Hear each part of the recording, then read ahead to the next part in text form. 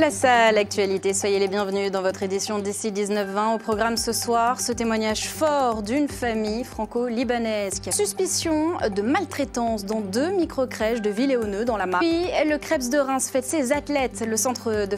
Enfin, on fera le point sur l'essentiel de l'actualité nationale et internationale comme chaque soir. Et à la une, 34 départements. Dans leur tête, le bruit des bombes. Dans leurs valises, le traumatisme d'avoir dû quitter leur pays en guerre. Hier soir, après un mois d'errance à travers le Liban, Ralil, sa compagne et leurs 2 enfants sont arrivés dans la Marne, à Saint-Mémy précisément. Ils y ont trouvé un appartement avec l'aide du Lions Club de Châlons-en-Champagne et du bailleur social Nov Habitat. Précieux répit pour eux, ils se seront confiés à Laila Landry et Claudine Crène.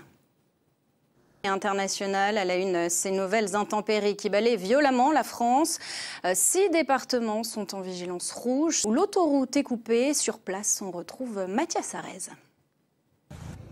En France, toujours la colère, le choc, l'incompréhension et des questions après la découverte du corps de Lina. C'était hier dans la Nièvre à 500 km du lieu de la disparition de l'adolescente.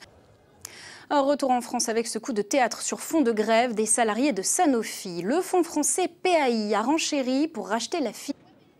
Et puis grève aussi chez Ubisoft, l'éditeur français de jeux vidéo. Un mouvement déclenché par une décision de l'entreprise, celle de rappeler en présentiel les salariés, car ils étaient depuis le Covid uniquement en télétravail.